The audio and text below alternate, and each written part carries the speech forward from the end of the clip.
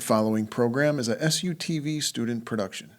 The views expressed are not necessarily those of Salisbury University, the University System of Maryland, its regents, administration, officers, employees, or representatives.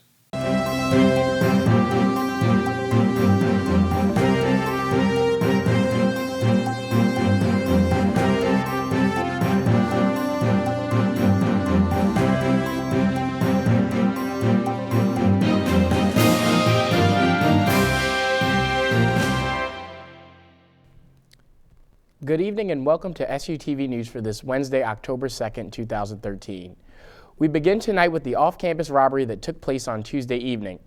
In a special bulletin, police say that a pedestrian was approached by two white males wearing hooded sweatshirts and jeans, one of whom was armed with a knife. Students are reminded that if they are faced with this or a similar situation, they should remain calm and heed the robber's demands. University police ask anyone with information related to this incident to call in that tip, and tips do remain anonymous. In recent weeks, it's been hard not to notice the campaigning taking place around the state, particularly the governor's race for the mansion. A large field of candidates have already announced, with a number of potential office seekers who still seem to be on the fence. Thus far, two candidates have visited SU, the most recent being Attorney General Doug Gansler. Darby Dix was in Red Square for his visit and has that for us tonight. This Monday afternoon, Salisbury University students gathered in Red Square to hear from Attorney General Doug Gansler, who spoke about his recently launched campaign for the Maryland governor position. Well, I think it's incredible that he was here on the Lower Shore in Salisbury, and most incredible that he was here on campus. I mean, the state people who are running for statewide office are phenomenal, and the Attorney General's fight against domestic violence, cybersecurity, and cyberbullying, all the help that he's done with cleaning up pollution stuff across the state is pretty incredible. It's going to be an incredible race, and we're just happy to have him here in Salisbury to make one of his 16 announcements today. Well, first of all, I wanted to come to the shore, and I'm the only candidate that's done that. I think when I am governor, I have to, and I want to, represent the entire state. So I've been coming to Wicomico County and Salisbury University every year, at least 2 or 3 times a year, and so I thought it was important to come back to do my governor's announcement here. But the students, the students are from all over the state, and it's an up-and-coming school. It keeps just getting better and better, and of course the lacrosse team is great. So I wanted to come here and voice how much I fear the Seagull. I was very excited because while he has democratic values, he also mixes with fiscal conservatism, and I think that's very interesting. I really liked what he stood for, and I liked how, proactive he's been in the past, according to Mayor Ayrton and what he said. I really like his views on almost everything he talks about.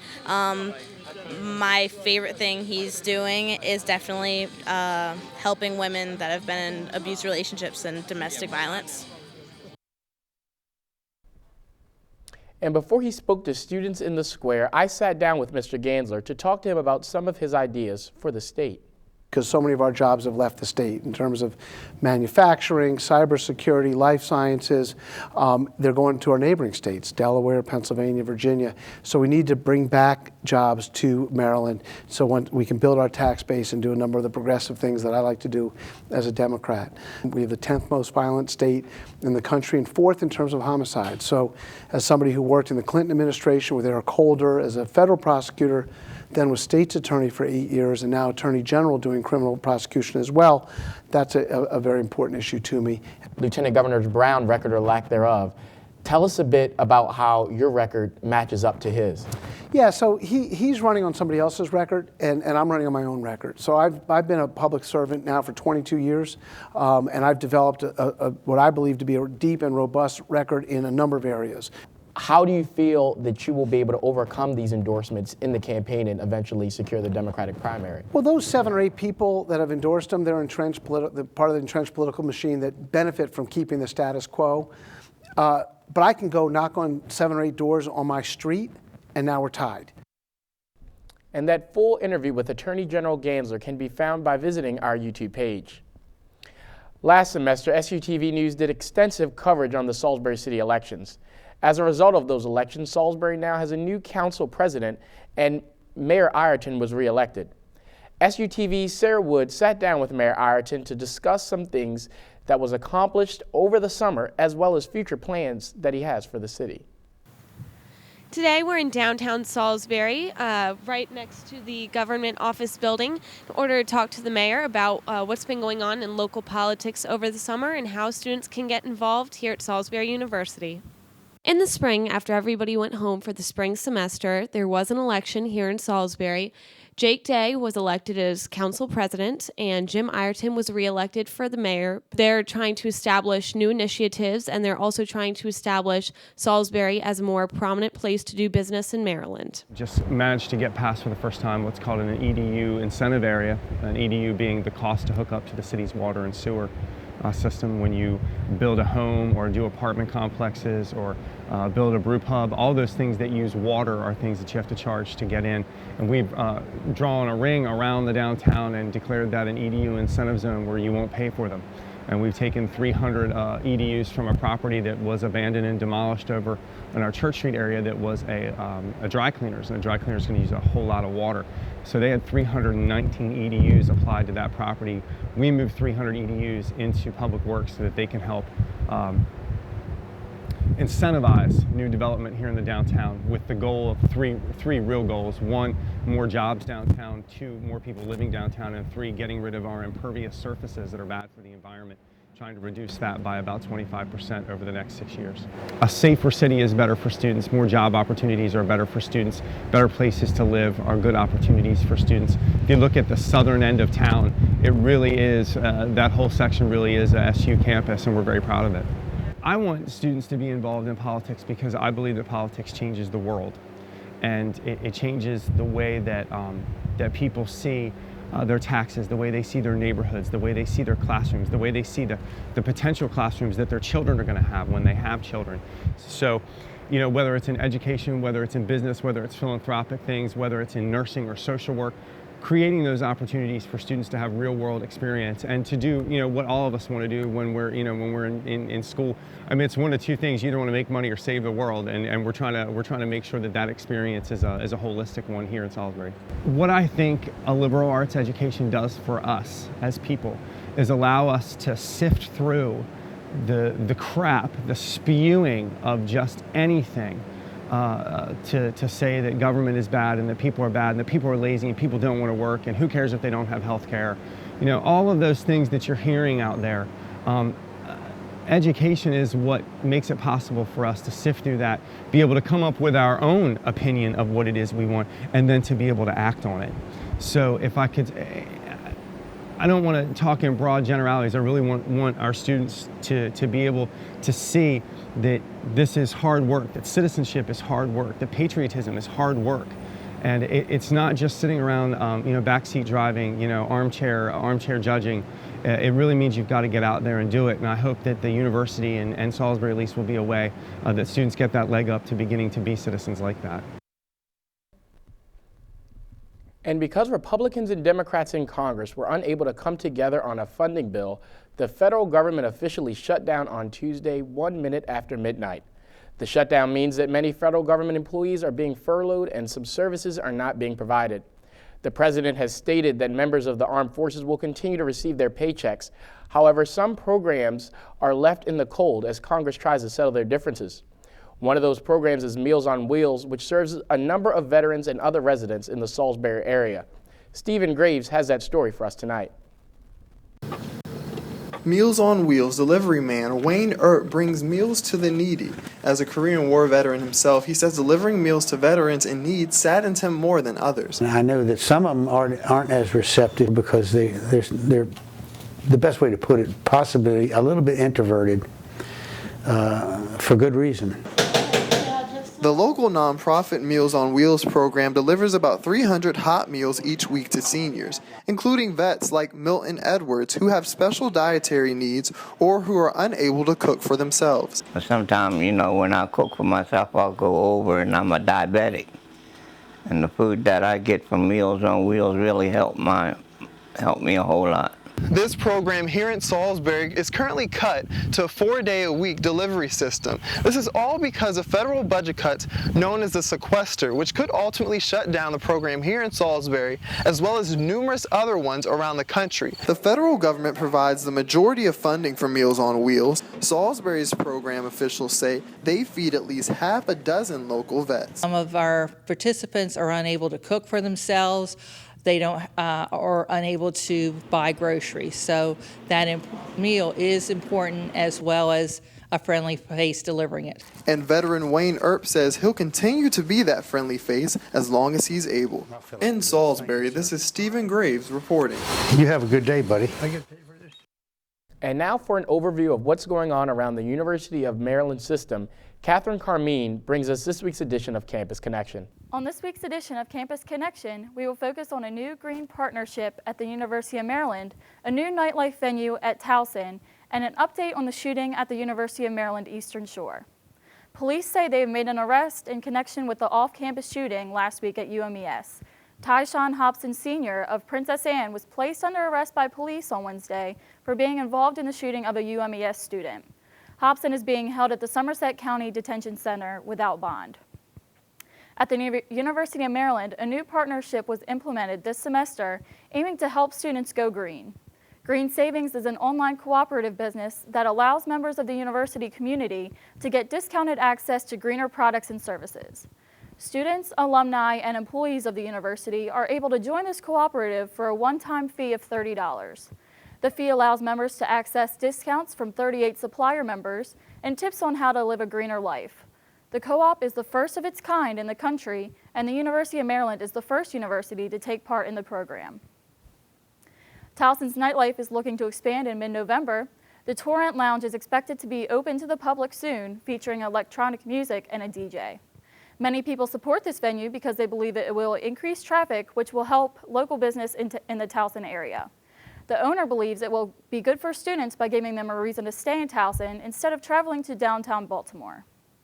This is Catherine Carmine with this week's edition of Campus Connection. Now it's time for This Week in Bad Stats. Bad stats? Horrible stats. Here goes. 260. That's how many runs were walked in with the bases loaded last season. Wow, very good. Here's a tough one, though. 3 and 4. No idea.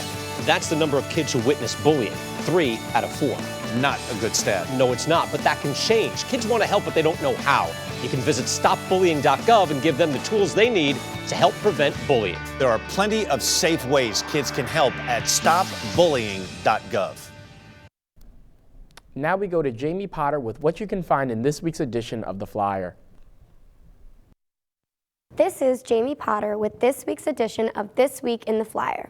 In this week's edition, Justin McClure informs readers of the downtown campus art gallery located on 118 and 120 North Division Street in his article titled, New SU Art Gallery Brightens Downtown.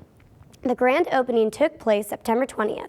One of the highlights of the festivities was the ribbon cutting that made the gallery an official part of the community, McClure writes. He quotes gallery manager Marissa Sage saying that they focus on contemporary artwork, showcasing art that is currently being made today. McClure quotes SU student Bobby Morrison saying, people need a place to get inspiration and express themselves, and this gallery is an awesome place for that. Alexandra Duggan writes how Peninsula Regional Medical Center in Salisbury is closing its traditional care unit in her article titled, Hospital Closes Unit 50 Jobs Lost. SU is home to a great nursing program, and a large majority of the graduates go on to work at PRMC, Duggan writes, suggesting the impact this will have on students. Duggan informs, however, in a quote from Christopher Hall, Vice President of the Strategy and Business Development for PRMC, that as healthcare is continuing to change, they need to adapt and evaluate all services offered inside the hospital walls as well as services offered elsewhere in the community to remove duplication. In Shannon Wiley's editorial titled, Pope Francis Offers Catholics a Breath of Fresh Air, Wiley gives her opinion on the claims made by the new Pope and the criticism he's receiving from Catholics. She quotes an interview of the Pope where he says, the people of God want pastors and not clergy acting like bureaucrats or government officials. Wiley writes how this is a switch from the traditional and dogmatic leadership Catholics are used to from the Vaticans. Wiley quotes Francis DiBernardo from the Baltimore Sun, commenting that many lesbian and gay Catholics and their family members have been waiting decades to hear a compassionate word from the Vatican. Mitchell Northam wrote about the beer garden hosted by the German Club earlier today in his article titled "German Club Set for the Annual Oktoberfest. It's Not Just About the Beer."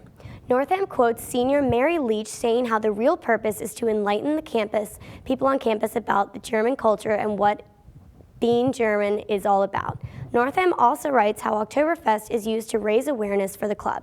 He quotes Leach again saying how people think they need to be German and speak German to join, but they do not. They only need to have appreciation for the culture and a want to participate in something. Aja Allen writes about environmentalist Jim Justice Nyamu and his walk across Salisbury University in her article titled "E is for Elephant." Nyamu is walking 560 miles protesting ivory trade, reports Allen. Allen quotes the environmentalist saying how when he started walking, he was alone. After 350 miles, he had over 3,000 people with him. Nyamu walked through the Red Square with associates of Delmarva Public Radio and SU students and faculty on September 27th with a banner that read, "Ivory belongs to elephants," Allen informs. The protest is for a higher consciousness in this country, for people to stand up and say it is not okay, and for the government to step up and encourage a global ban of ivory, Allen writes. Since the walk began, 69 elephants have been killed in Kenya. Allen quotes SU student and DPR assistant Michelle Mallinger reporting. Allen quotes freelance writer and protest organizer Jen Samuel with an important message that we want kids in America to continue to learn that E is for elephant, not that E is for extinction.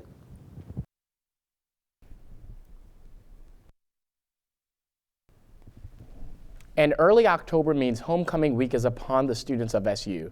Maggie McBain was at the opening event and tells us about what the week has in store. Banner painting was really successful this year. We had 22 groups come, and definitely the most people I've ever seen this year. It was really, really exciting. And we had groups from RSOs, Greeks, we had POMs, cheerleading. It was really exciting to see all different kinds of groups, not just RSOs, which is cool because everyone wants to get involved and everyone wants to be there, which is really what homecoming is all about. It's not about one group of people. It's about all of Salisbury. I'm looking forward to pep rally just because we do have Cal Mitchell from All That coming. I'm excited. He's bringing some orange soda cans to get signed. Battle of the Bangs and wing eating because I love wings, and Buffalo Wild Wings is coming and they're my absolute favorites. It's our parade. That's the first thing. That's at 10 a.m. It's going to be going around Wayne Street and all of that. Hopefully it's a good turnout. This is what a typical homecoming feels like. You have a parade, you have like a tailgating type thing, you have the game. Like that's what homecoming is all about. And now Maggie McBain joins us on set to talk about some of those events. So Maggie, I understand there's some new things going on this year in homecoming, and we want to get the full rundown of what the week has in store. So homecoming week is going to start next Monday with the pep rally in Mag's Gym, which everyone's really excited for. It's going to have performances and cheer is going to perform and POMs and everything, but everyone's really excited because Cal Mitchell's going to be there, so he's going to be a while since we've had a guest star come in, so he's going to be there, so everyone's really excited. The rest of the week follows with cookouts and game nights and pageants and then Battle of the Bands, but everyone's really excited for Saturday's parade. It's new to the homecoming tradition here. There's going to be floats and student organizations, and candy's going to be thrown off floats to the crowd, so the entire community is trying to be pulled together to get really pumped for the game against Buffalo State on Saturday. And the parade's going to go all around town. It's going to come in and be next to the football fields where the tailgate's going to happen, and then the game's going to follow. All right, and Maggie, I know you're sticking with that homecoming coverage for us, so thank you for that. We'll be sure to tune in. All right. And for those of you looking for something to do in the upcoming days, we sat down with Jenna Payne to see what's going on with SOAP. Tonight we're having a showing of Scarface at 9 p.m. in Double Bis 123, and instead of playing that again on Sunday and Friday, we're having a showing of Friday the 13th. We're showing that on Friday, Double Bis 123 at 9 p.m. and then again on Sunday at 1 p.m. Hope you guys come out to that, and if you can't make it to those events, next week we're having a lot of homecoming events, and they're all supposed to be really fun, so I hope you guys come to that too. And on Sunday, SOAP gave students the opportunity to take a hot air balloon ride right here on campus. Taylor Rogers was there and has that story for us tonight. We're here on Seagull Square Lawn, where today's Sunday Fun Day is going to be featuring a hot air balloon that's finally getting put up right now. A lot of students are really excited about this, and we talked to SOAP members and students about what they were thinking about today's event. I wanted to do something that we have never done before, so I thought of a hot air balloon, and I thought of something that would be fun for everyone and everyone to enjoy, so I wanted to do something like that, and I think it went really well. I have a committee, and we all came together, and we publicized, and we kept in contact with them and see what they needed for this event. So excited. Yeah, really excited. This is my first time. Yeah, mine too. Having that experience to say I rode a hot air balloon. I'm super excited. I'm up next. It's on my bucket list. Never been on one before. I've always wanted to, and they've been around my house before, but I've never been on one. This is Taylor Rogers reporting for SUTV News. And when we come back from this next commercial break, Kat Murphy will be here with SU's Sports Update. Hi, my name's CJ. A few years ago, my father became seriously ill. I did what I could do before he passed, but it took its toll. I lost my job, my house. I'm getting back on my feet, but I don't know when there'll be food on the table. How'd I do, CJ? We could be twins. Well, cousins, maybe. Play a role in ending hunger. Visit feedingamerica.org/hunger and find your local food bank. Now to Kat Murphy with this week's Sports Update.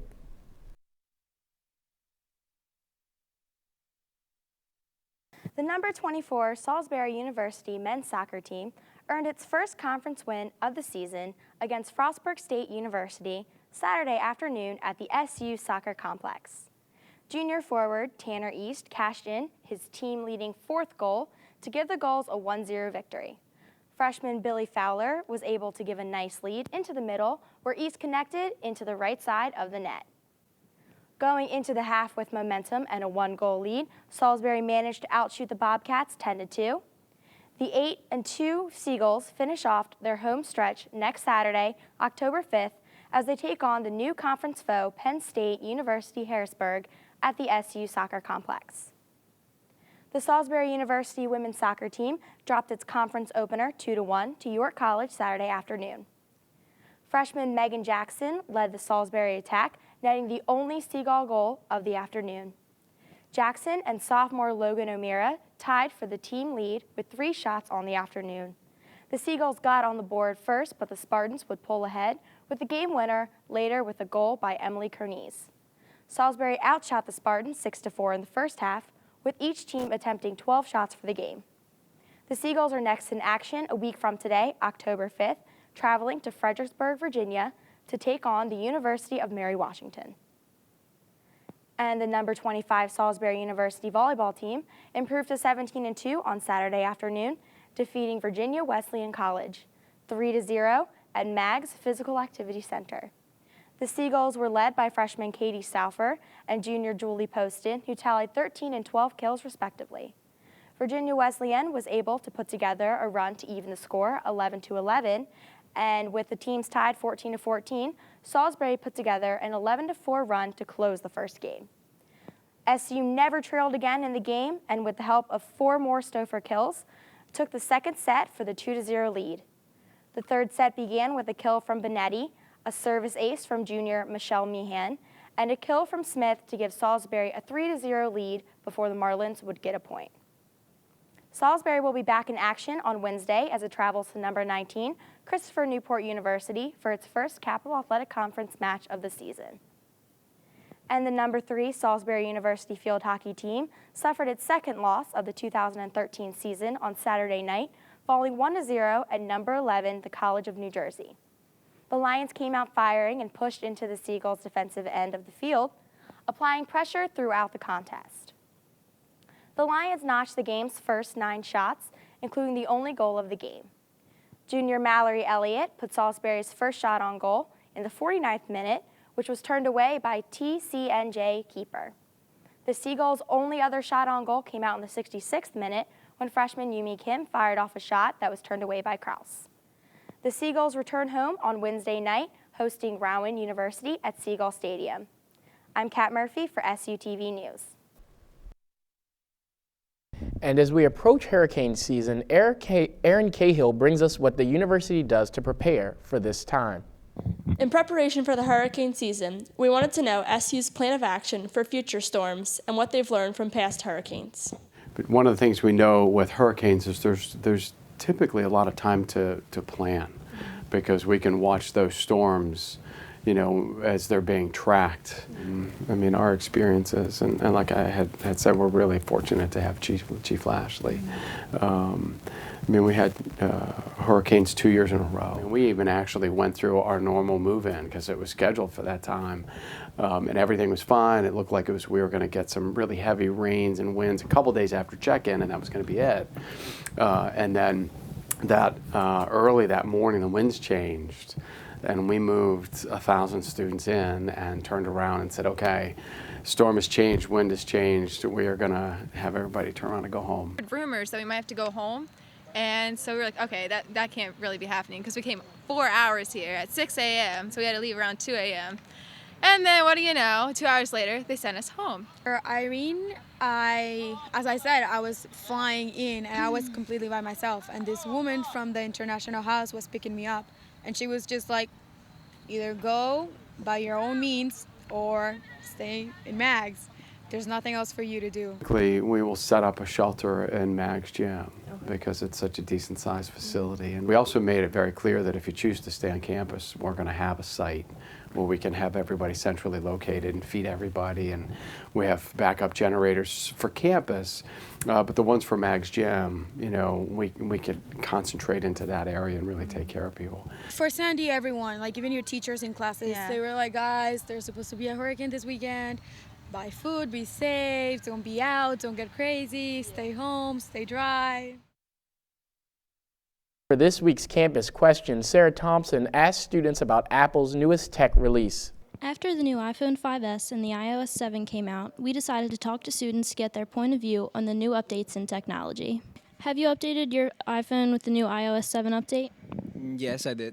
Of course I have. I have not. Nope, not yet. I have not. My friend, she updated it and I saw it and I'm not a big fan of it. Doesn't have that many changes, but the ones I saw were pretty good. I have too many pictures on my phone and I don't have enough room.